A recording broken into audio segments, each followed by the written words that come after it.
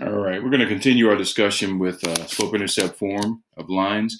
We've done a few other kind of examples along the way, like if you've been given the slope and the y-intercept, can you write the equation? Well, yeah, it's straightforward, just plugging it right in.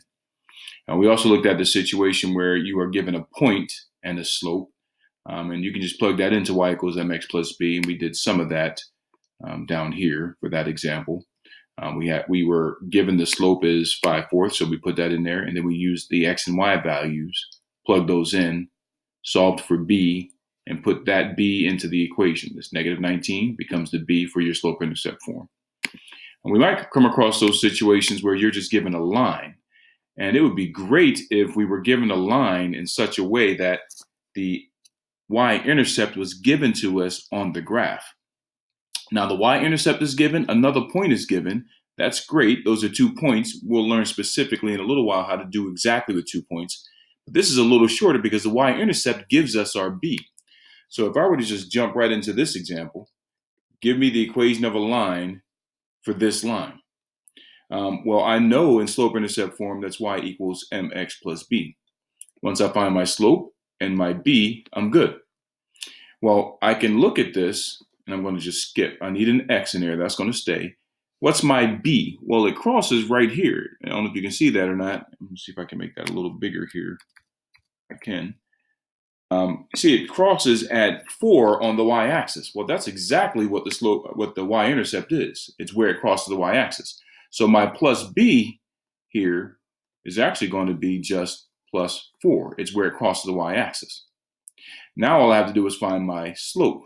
Well, look, remember, our definition for a slope is rise over run. So whenever you have a graph, it's actually a little simpler. How much do you go up? You go up 1, 2, 3.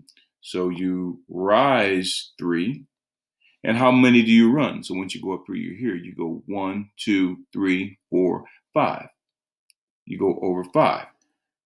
Oh, you rise 3, run 5. There's my slope-intercept form right there because I have my slope and my y-intercept. All right, let me see if I have another one of those on here. Find the equation for the line below. Again, I've been given it. All right, this one's a little bit different because I have 2 points now, and I can't, if you look at that, I can't see exactly what the y-intercept is, so me just plugging it in like I did here won't work. It would be nice if it was exactly at that 5, but it's not, so I can't count that. I need to be able to find the equation of a line through 2 points in order to do that. So I can find the slope, and then if I'm given the slope in any point, I can do it that way also. So in fact, let's see if I can find the slope here. Let's do that. Let me go ahead and do this problem by way of example here. I want it in slope-intercept form, so y equals mx plus b. Again, once I find m and once I find b, I'm good. All right, so I'm going to have a y and an x in it automatically. Now let me see if I can find my slope. Well, looks like I'm going to go, and you can start from either side, right? I can go up to, so up to,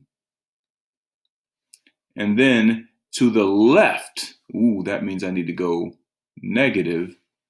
That's to the left. If I go up 2, I go to the left. 1, 2, 3, 4, 5, 6, 7, 8, 9, 10. Go to the left 10. So that's my slope. Now, again, I don't have my y-intercept because I don't know exactly what it is. It would be nice if I did, but I don't. But I do have a point. So here's a point right here, 4, 4. So I could actually use 4, 4. And we did that in another example. We're just going to plug in 4 and 4 for x and y. So 4 is equal to 2 negative 10 times 4 plus b. Actually, can I simplify this 2 tenths? Can I call that 1 negative 1/5 times 4 plus b?